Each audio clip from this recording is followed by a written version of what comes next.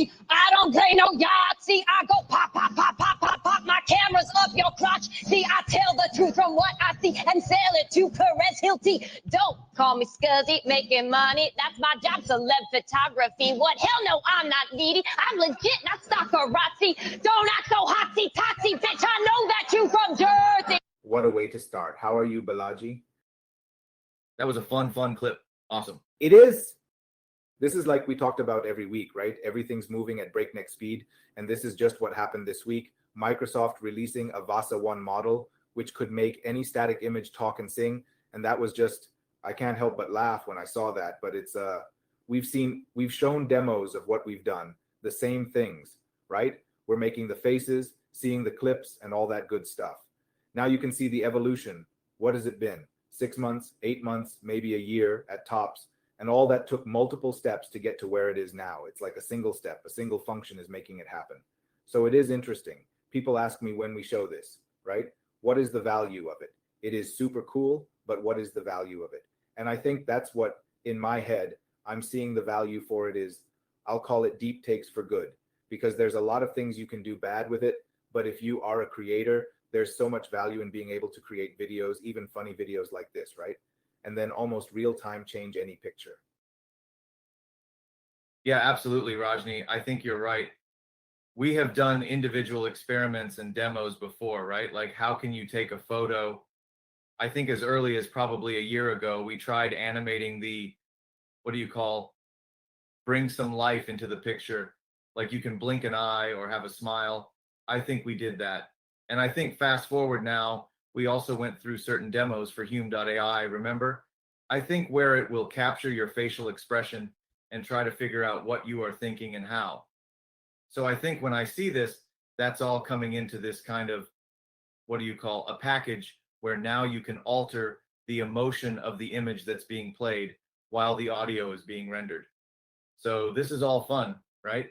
It looks like now it's looking more human. So that's why it's a deep fake threat. So I know you are going to show some of the other Microsoft demo where, to me, right, where I see the transition is anything that could sound real in real time, basically, is where I think we're headed. I know a lot of people on Twitter have been joking about, hey, no more attending Zoom calls. We just have our avatar attended and maybe give it some standard content to talk to. And I think, I mean, I know it might be a little bit stretched, but I can totally see if you have to be on video for an hour call that I'm just nodding, we can make our avatar attend that call for us. Absolutely. That's one of the possibilities, Rajni. I mean, this is because eventually, if you think about it, your avatar model exists as a bunch of weights and stuff, right? What needs to change is the response you give. So if there's a bunch of control signals now going to pass back and forth, and maybe there's a bot that's going to tip you off, say, hey, someone would like you to respond, and then it gives you a summary, and then now you really can instantly respond back. Yeah, things can do that right now, not for this particular thing, but let's say you are 10 minutes late to the meeting, nobody has to recap it for you. You come in and say, hey, what if I missed a summary? So you can jump into the conversation. So, and I don't know if you visit this Reddit sub-site, it's called Overemployed, where people have multiple jobs. I'm not supporting that, but whatever, right? If it doesn't impact their whatever agreement that they sign, imagine they could attend a couple of meetings at the same time and someone to a point wants to interact, they jump into that, or that's a bad thing. The good side is now you can manage multiple things as a manager if you have remote teams working on. You have to be in 2 different meetings. Some busy managers book like 3-4 meetings back to back or on the same time slot. So you physically could be present in it, or physically you could be present in the call, but only get involved if a question is asked to you. So you almost have like a play-by-play of different meetings happening, and where you call from, maybe a red light comes up and you go interact, right? It's all, to me, it's all sounding like a big experiment, how to make non-multitasking humans go multitask, just have a neural link and connect all of this. And it's just the human context switching so fast. That's funny. Yeah, it's possible. Oh, let's see this one.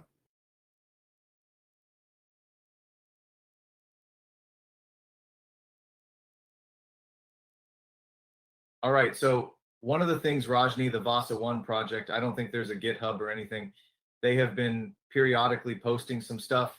I think this one was picked up from one of the Twitter feeds, because I think one of the footnotes I think last week we saw was that in Vasa technology, it basically says, because there's a threat of deep fake and other things, we are not releasing the code base yet, and they want to control who uses it and stuff like that.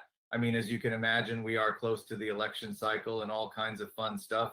So I think what we have is access to some of these images they are sending out to show how this all works. I'll play this, okay? So this shows how you can take an image and take one audio.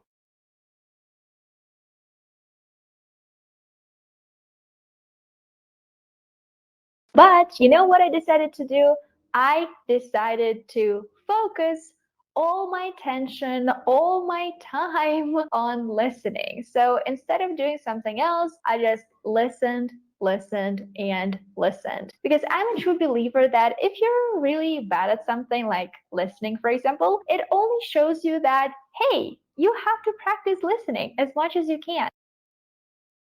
We introduce Vasa, a framework for generating So here we take a lifelike. pause. So the first cycle was the static, whatever the audio, and then you're superposing images on top of it. When you saw the second stage, which is basically they're posting text and converting to text to speech again, and then rendering the images on top. So it's not smooth yet, but as you can see, it took 3 seconds or whatever to actually take the audio and compose, make it ready for rendering. But this is faster than I've ever seen before. Talking faces with appealing Interesting, visual. right? Now this is a 3D. Did you see that one? You are basically dragging the face. So it's a 3D image, not a 2D talking face. It's an upgrade over the Michael Jackson song Black and White, remember?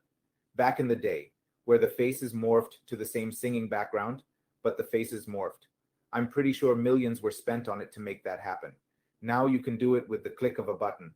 So to your point, there is some valid concern about producing hyper-realistic deep fake. And I think Mr. Beast and Tom Hanks bogus celebrating or endorsing products, or the Indian elections where a couple of actors got into trouble for, not trouble, but that they were endorsing some political parties. So there's a lot of potential for misuse.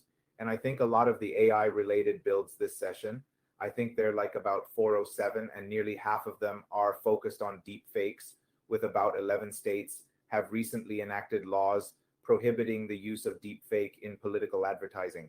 So there's a good side and there's a bad side. The bad side is here because I think I've talked in a previous episode how Sailor, like we couldn't tell it's a fake, but it's promoting with a simple QR code saying, hey, I've made so much money on Bitcoin, I'm giving it away. It was on YouTube, right? When I was watching a Bitcoin video, it popped up for that. It looks like any other commercial, but that is, you could tell, but I think pretty soon, even I won't be able to tell that it was not original content, right? So that's a bad news, but I can see so much value in the good side of things. And what I liked about this was the voice fluctuation and the facial features changed on the fly. And that is crazy if you think about it. It's only going to get better. It's definitely going to only get better. And let's take a look at another version where Synthesia, maybe it's a little controlled experiment than what Microsoft is showing with all the parameters that you can tweak, how this actually can help people produce some marketing material and other things. So this is from Synthesia. I'm an expressive AI avatar and I'm happy. Happy because people love us. Happy because I help people make great video content. Love all the videos you're making with Synthesia, and it's great to see how our AI avatar fam improves communication. Such exciting times. But on the other hand, not everyone agrees with me. And I get it, we're not perfect. But it's truly disheartening to receive comments about our perceived lack of authenticity and robotic personas. These criticisms can often dampen my spirits. I've asked people at Look at the Synthesia if there's transition. The anything lighting they can changed do too. about it. Wow. So that's amazing, right? It changed. Okay. It wasn't my understanding, at least what they're promoting it is this, is adjusting facial expression, voice and demeanor without any input or editing, is be able to understand the script and then basically react to it. So like I said, I think there was a prompt you could put in to make the voice go high, low. So even Levin Labs had something like that, right? But now what they're saying is that Avatar understands the scripts and adjusts facial expressions, voice, and demeanor. And I know they also changed the background, so it's kind of crazy if you think about it. No, the script part, I have seen it when we did the demo with the Hume AI Rajni. I think based on a given text, it can understand which portions are sad, which portions are optimistic. So it can analyze the text itself independent of anything else and come to some conclusion saying, but where should I read it in a different way type of thing. Yeah, again, I keep going back to 6 months ago, 8 months ago, we were like, oh, this is great. 11 labs can produce you can produce my own voice again. But now just based on the script, if we can change the tone, that looked like magic back then. Now it's still looking like magic. This is like so fast, right? And it's crazy because right now I don't even have to yell at my kids. I put some script and they're like, how about that? Will yell for me. So I'm excited about it. Yeah, I know we can talk a lot about it, but this is moving really fast. And again, as a product owner or a company owner, I can see so much value in it where you don't have to worry about which models you can create your own. Be a person who's nobody's seen before, or they could be the face of your company, right? And then now this person can react to a block of text, or they're happy, sad, optimistic, and the backgrounds can change. I'm just saying you could make your own promo films or 1-minute videos or reels and everything with just coming up the content, which also you don't have to ever start from scratch. So this is mind-blowing where we're going. I don't know about the cost involved. That's where we want to go. That's the big thing. Whatever the cost is, I'm pretty sure a year from now, it will be significantly cheaper. You know what I'm saying? So I think it's going to be, right, even if you leave the cost alone, Rajni, which is significantly higher. I remember when I first saw a Synthesia product, probably a good 18 months or more. So it almost takes 2 years before the next big thing showed up in the actual product itself. I know we have seen bits and pieces floating around everywhere, but now, so that gives you the time frame, right? When you can expect something it's almost within the 2-year time cycle where people can take all of this and put it together as something useful. So if you think about the next 2 to 4 years, I can't even imagine things that can be possible, right? Yeah, with all these independent development going on and they're getting stitched together into some product. I think maybe every 2 year we'll see some of these things, or maybe not every 2 year, but it's already past 2 years for some of those. So we'll start getting some products out that could end up being useful.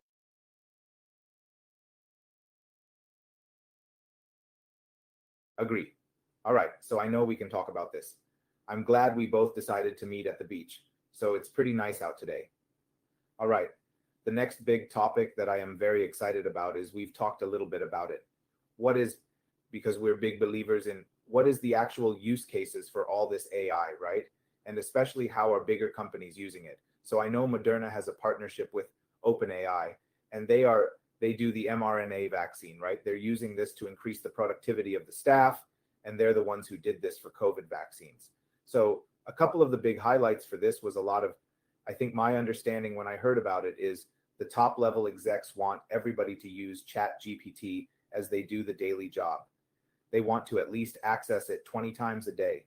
So, sometimes when it comes from top down, it gets adopted, but not as much as you want it to be. But I think there's so much value being created by it, but like the 100% of Moderna's legal team is already using the ChatGPT enterprise. And then there's a big adoption for GPT, specialized version of it. So what I'm going with this is the legal team has their own GPT, the medical team, they have their own dose ID, which works on just clinical data. And then there's a policy bot that answers quick questions for internal policy. And then a corporate GPT that translates biotech jargon into layman terms for investor updates. Contract companion GPT, they can read any contract. So I wanted to give some examples, solid examples, because I think they're like 750 personalized GPTs. They're helping Moderna employees do their job better. So I think that's where this is, what do you call this, mass personalization. I think that's what happened with clothing, with a lot of things. Now it's happening with technology where you're not saying, okay, here's ChatGPT, everybody uses it the same way. You're building small GPTs, or they are building their own small GPTs that's focused on legal, focused on HR, pharma research, focused on just things that are important for inside the company happening. So these are great lessons learned for us because these are trial places we're using it, but what that translates. So if you look at the next 2 to 4 years, a lot more. I know right now, 65% of top 20 big pharma has banned ChatGPT, right? But if they see these companies doing extremely well, I'm pretty sure that number is going to change, right? So I know it's a complex topic, but I'm just saying, if somebody's showing you the way and they're going to take a lot of arrows on the back as they go through this, the person who are falling behind just have to avoid those potholes and then navigate through that. So I feel like this is a great start, and we'll cover more of this, but let me get your thoughts on it. Yeah, absolutely. I think when ChatGPT came about with this GPT store, I think one of the possibilities existed, right? I think this is all coming to the stage where companies have a lot of department, a lot of different type of vocabulary and syntax and jargon and how people communicate and interact with their systems. So the real question is, can a big company take some of those and optimize it usually for certain groups of people? And that's where pockets of efficiency start showing up because they understand better when it's spoken the way they are used to interacting with. It makes total sense. I like the fact that I think you ought to start somewhere and maybe modernize where they are starting, right? But then I think some of these successes will be adopted by other companies as time goes by. It seems like a good thing. I agree, and I agree a lot of these, it is almost laying a blueprint for other companies to follow. So if I was starting, I don't have to be a pharma company, but if I'm thinking about how do I use enterprise-wide GPT, it could be ChatGPT, it could be anything else, but the bottom line is, yes, you can push from the top so that everybody adopt, but at the end of the day, if it doesn't offer value, that option's not going to happen. But now that we can personalize it at a mass and for each department, I just think that it brings a completely new tool for every business to use. So I think if you are considering it, this is a great roadmap to follow and start at least doing some POCs for each company. So I know we are helping some companies with some of this work too. So if anybody has any questions, reach out to us. But the next topic I want to talk about is just every week a new model is coming out, but some of the new models coming out, whether it's Microsoft or Apple's Open or Llama 3, we see some, we can talk a little bit about that, but the overall trends, I want to talk a little bit more about that, is saying companies are understanding there is a need for smaller models that can fit on a phone, low resource, doesn't need internet connection to work. And I want to talk about that too, because I think we talked about the Humane Pin, where it was a standalone device that was on it, and I'm assuming it had the own LLM, but any questions you ask, you have to go to the internet and come back. And there was a 6 to 12 second delay, and some famous reviewer wrote about it, and people have just gone both sides of the spectrum saying, you can't destroy creativity. But he said, are you paying $700 and $30 a month? It doesn't work. I'm going to tell you it doesn't work, right? So just a side note, but the bottom line is, if it could be standalone, didn't have to go to the internet, and could do majority thing just within a local phone or local device, I just think these are, again, I'm not saying that PIN is not going to improve every iteration. It could be amazing at some point. Right now, it's not. So having those small ones, one side.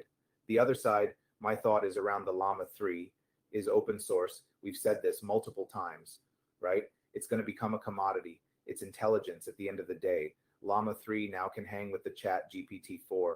But I know you had a question about it. Let's talk about it. What does that mean? Right. So I think a lot of these, I think it's gotten into a stage where a new version of large language model comes out, right? And they have these standardized test scores they have to pass and prove that they are better than others. So one of the thought I had was, what if it's now getting into the game of ratings dope, right? Basically, you just train the model in such a way to answer standardized tests in a better way to get that extra point, 1 point lead. So you can claim it's better. But how does it guarantee this is better than, I mean, this is the bigger question, right? Yes, it passes. Is it now not street smart and it's just becoming just book smart type of a situation? I have to draw an analogy to what we did in India, right? When you're getting ready for standardized tests, whether it was the IIT or the entrance exam for engineering colleges, there was a specific set of questions. It doesn't evolve as rapidly. and you just memorize the mess out of it for a couple of years, and then everybody gets that 1.5 advantage to get into those colleges. Exactly. And these GPTs are doing the same stuff where they are, okay, you know what? I'm going to rock this exams.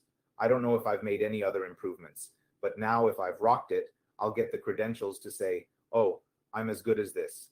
The Llama 3 is good as that GPT-4. GPT-5 will come out.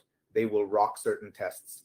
Immediately, the fast follower will say, oh, I'm going to train for that test too. And like, oh, 6 months later, I'm as good as it. So I know that there's a little bit of gamesmanship that's going on right there, which we have to acknowledge. But the reality, if you step back and look at it, is, are you willing to pay a premium for a product that might keep you like 6 months ahead of the curve? Or are you, as an entrepreneur or a business, willing to take the 6 months behind? Because not everybody needs you in the cutting edge, right? If you're going to tell me it's 80-90% cheaper to use an open source product, which is best case 6 months behind the leader, I'm going to use that all day long. But if you're going to make me even try you by showing me that you did well in the standardized test, of course, I'm going to at least test you out, right? So I think it works for me. Right. I mean, interesting you brought the analogy from India and where the education system is a hyper competitive environment, right? And I saw this interesting clip on the Twitter as well. What's AI, right? An Indian, and then what's AGI? Another guy in India. So another guy in India is AGI, right? So this is all like, maybe it's all a big thing where it's mimicking a bunch of patterns from certain parts of geographies of the world. You don't know. So you could be AI, I'll be AGI. Exactly. Yeah. An Indian and another guy in India, right? That's hilarious. I've never heard that. That is amazing. But yes, it does feel like, I mean, I know we can make a lot of fun of it, which is true. We're not saying anything that's not true, but the reality is open source and free models are catching up. Again, they're never going to be top because they don't want to spend, they are spending millions of dollars. World Llama 3, I'm pretty sure the conversation was, he doesn't want one company to be the source of the only model that works, right? So there's some business in the reasons for him doing this too, but also it helps us releasing a model that is well trained for us to build. And Apple is launching its own open source efficient language model that could work within its operating system, and it's going to be incorporated in the iOS 18 releases coming out with some AI features and mobile devices. The 5.3 is the same way for integrating AI mobile and low resource application. So there's a lot of good progress being made from the hardware sites, and media is buying a bunch of other companies to make them more sticky to their ecosystem. So everybody's doing what they have to do to stay relevant. But I think if you just step back into the macro trends, the cost of using models is going down. And there are some models where bigger companies that enterprises need. But for the most use cases, or a lot of use cases where it pertains to a phone, a smaller model that low resource can be making work, these are all the experiments that are happening. I feel like there won't be one model. There'll be thousands of models, just like even just one company, Moderna, like 750 personalized GPTs. We have 7 billion, 8 billion people now. So I don't think that there's going to be like one model, one thing that's going to work. We're going to have our hyper personalized things or personalized models that we leverage for doing our daily job. Right. So I just wanted to add a few things to this particular topic. I think we saw the Microsoft PHI 3 come out, right? This is a small language model, like you mentioned. So first it started as attention is all you need, right? That brought all these large language models. Then Microsoft said textbook is all you need. Then they brought forth the PHI 1, PHI 2, PHI 3, right? And I still believe there's a third stage where grammar is all you need. That's basically the language skills. That is basic necessity for doing other things. So probably there's going to be 3 tiers of this kind of use case. So when you need an internet pocket dictionary, yeah, OpenAI does world knowledge. Then comes these PHI 3 type of a model. It is small enough to run in your phone, and it still has some kind of general knowledge. And then the third tier is just pure language. I needed to talk this particular language in a proper way, and then I can fit it into all my workflows in the way that I see fit. So Apple, the OpenELM talks about layer-wise scaling. I think one of the things I want to bring forth is that they're talking about how different layers within the language model can be more accurate than other layers type of thing. And I think when you expand that out, this is going to work the same way, right? The phone is going to be less accurate because it's a small footprint, small model, whatever. And then comes the internet, the cloud-based ones, which are going to be much more. So it's going to offload, right? So to your point about the pin is going to be getting faster over time because it has less accurate information. So when it senses something that it can still respond less accurate, it will do that. But for longer, it has to still consult the internet, right? And it's going to be slower. And as time goes by, I think the gap will narrow and it slowly becomes probably seamless. But that's my take on it. I agree. I don't know if you can hear, there's a storm rolling through here. So it's exciting. So I think it's an indicator. There is a storm rolling through the AI, a good version of it, where there's so much change happening. And if you want to keep up with it, of course, you can listen to us. But I think the next best thing you can do is be able to play around with it. And that's what we do, is play around in all these different models. I'm pretty sure we play around with the Llama 3. But the bottom line is what we're trying to do here is bring useful case studies. How are people using it? I know we talked a little bit on both sides of the Klarna, how the customer service, even if you believe, even if you're 50% there, where they said they were, this is an amazing place to be. Now, what they're not doing with this, all companies, 750 individuals, GPTs, everybody's moving that way. I know we talked through some of the government agencies because that I talked to, they are all interested in it, but they don't have the skill set to do it. They don't have the resources to do it. So if you are an entrepreneur looking at this opportunity and you could create a BPO that is not just based on human labor arbitrage, but actually processes that could leverage AI to make it faster and better, and then you just offer it as like almost like an add-on to these local government or even small businesses, I feel like there's a lot of opportunities. You and I are building some prototypes and models in that. So if anybody has some use cases that you're thinking about, reach out to us. We'd love to engage with you and see what we can do, because it's great for us. We can come back and report and see how things work. We could also have to say that these work. We are 6 months away from it. We can start now. It's 12 months away from really being useful, whatever it is. We'd love to talk through that. Absolutely, Rajni. Awesome. All right, that was amazing. So I'm pretty sure by the 2 weeks we come back, there'll be more stuff we can talk about, but this was great. And until next time, thanks everybody. Until next time, thanks everyone.